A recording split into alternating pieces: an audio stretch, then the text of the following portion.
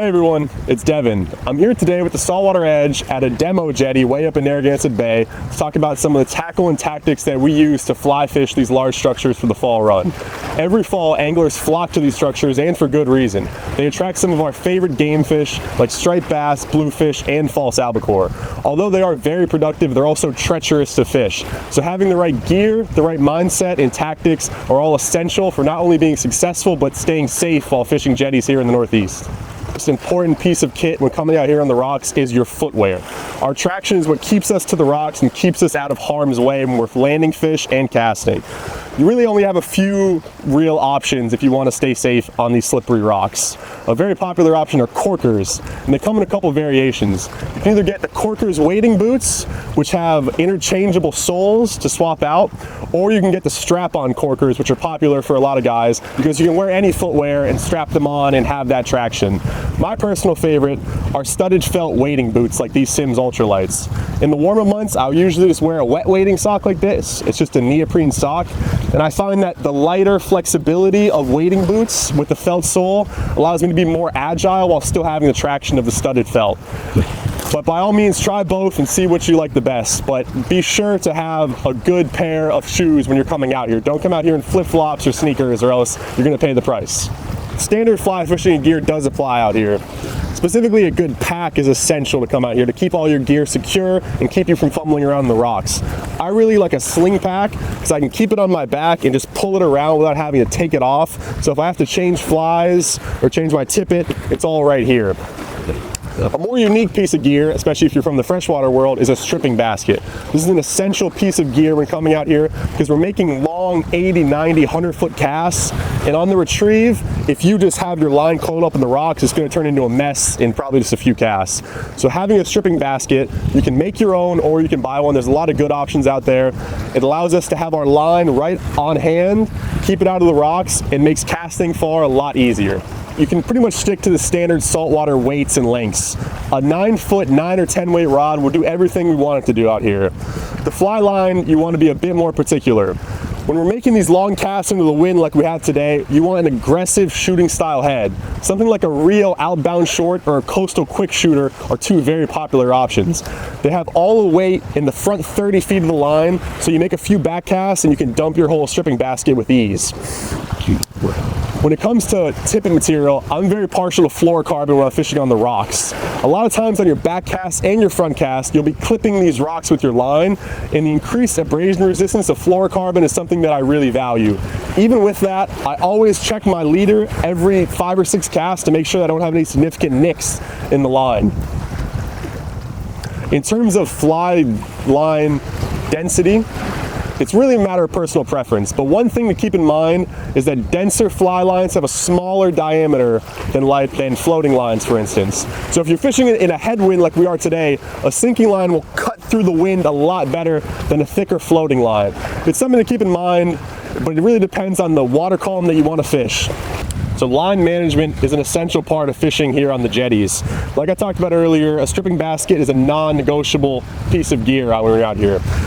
When I'm going to start casting, instead of stripping all 100 feet of fly line out, what I like to do is strip out maybe 20 or 30 feet, maybe the full head of the line, make a cast, and at the end of that cast, I'll strip out some more line. This way you can start to work out any twists in the line without getting a giant jumbled mess in your stripping basket. And I'll make another back cast, forward cast, strip out a bit more line, and now I'll start using the stripping basket. A very popular way is to stick the rod right under your arm and slowly strip into the basket, making sure the coils are nice and even, and there are pegs in here which ensures that the coils don't get tangled together. And now I'm going to make another back cast. I have a tailwind today, which is nice. And at the end of this cast, I'm going to strip out some more line. And you can even strip out 20 feet. What I like to do is I'll just roll cast it out there and then start retrieving. This way I'm slowly extending my line, which prevents any giant messes from occurring, and I get all the twists and tangles out of the line and begin to straighten it out gradually. Give him the cast. And I'll keep working down the line just like that. You can also one-hand strip into the basket as well. A very common mistake people make when they're fishing the jetties is stripping in the fly as fast as possible. It's hard enough for us to get a cast out there with a fly rod. Leave your fly in the water. Strip nice and slow. Two hands. Just because you're two-hand stripping does not mean it has to be very fast. Keep your fly in the water where the fish are. And when I get to the end, leave the last maybe 20 or 30 feet in, one back cast, forward cast, back cast, and out. When you're fishing the jetties, it's really more of a marathon than a sprint. So efficiency in your casting and minimizing your false casts. If you can take 1 or 2 false casts out of each cast, you're gonna save yourself 100 or 200 casts throughout the length of the day, which is gonna save your shoulder, and you're gonna be able to fish harder the next day as well. Another thing to consider is before you even take a cast, you want to have a plan on how you're going to land the fish. This is a very tame jetty by a lot of the standards we have here in the Northeast. And a lot of times guys will get in serious trouble because they'll hook a fish that's bigger than they thought and they have no plan on how to land it. No fish is worth risking your life over. So either stand in a spot where you can easily land the fish or have a plan on how you're going to land it before you even have a cast in the water.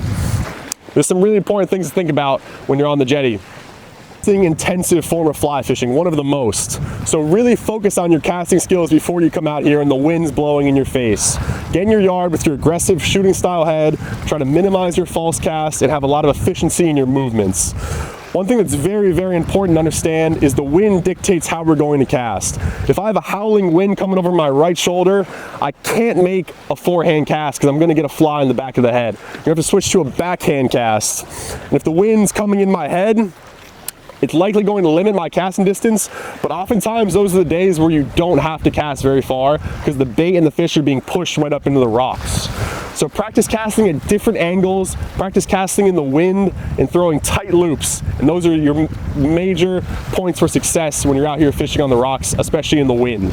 So when you're distance casting out here on the jetties, obviously the key is generating as much line speed as possible in the tightest loop. One of the biggest mistakes I think a lot of people make in their casting is they try to generate that line speed too abruptly. The more line speed you want to generate, the more gradual the acceleration has to be. And the best way to do that is to pull before you rotate. It's kind of what I think about when I'm out here on the jetties, is if you translate the rod before you rotate the rod, you're gonna get that gradual acceleration, which is gonna give you that tight loop. It's gonna prevent any tailing loops especially. So I'm coming here at the end of the cast, leave about 20 feet of line left. I'm gonna pull and rotate. And make sure you wait for that back cast to fully extend behind you. It's okay to look at it too. I try to do that every time, at least when I get started. Start to develop your timing in that specific wind condition that you're dealing with. But that's the biggest thing is translate, rotate, translate, rotate. I'm trying to think about that every time I cast, especially with these distance casts. So pull your line up to speed before you really rotate the rod. I think that's the best advice I could give on this distance casting. It's gonna make casting 80, 90, 100 feet really easy. You get that gradual acceleration instead of that sharp spike in acceleration. Just something to think about when you're casting, especially for distance. Wherever there are jetties, there are usually pretty strong tidal currents. That's why they're constructed to not close up inlets and harbors like the ones we're at right now. With that, with those currents specifically, you have to be mindful about where you're casting your fly. If I have a current sweeping hard to the left and I cast to my left here, it's going to end up in the rocks by the end of the retrieve. So I really have to cheat the current depending on the current speed, maybe at a 45-degree angle or even steeper, so I can have that nice presentation that doesn't sweep into the rocks, especially if there's other anglers around you. It's really courteous and really important to be mindful about where you're casting. There are oftentimes lines will be crossed, fish are being landed, it could be a mess. So make sure you know exactly where others' lines are, the current direction, the current speed, and be very accurate with where you're casting in those situations. So when talking about fly selection, it can vary quite a bit from place to place here in the Northeast. A great rule of thumb is just to look in the water. Oftentimes in the fall, you'll see schools of bait moving around, and matching the profile and the action of the local forage is a great place to start. Personally, I really like slimmer profile flies because they cast very well in the wind. Something like this Albie Escort here is a go-to for me, especially when there's bay anchovies around. If I do want a larger water pushing profile to maybe match a peanut or a larger bunker, I'm gonna go with something like a synthetic game changer because they wick water away on the back cast, making them very easy to cast. You'll see the common theme here is just castability. You're gonna cast dozens, hundreds of times in a session out here, so having something that you can easily cast 80, 90 to 100 feet is essential. And with that, I hope you guys learned something.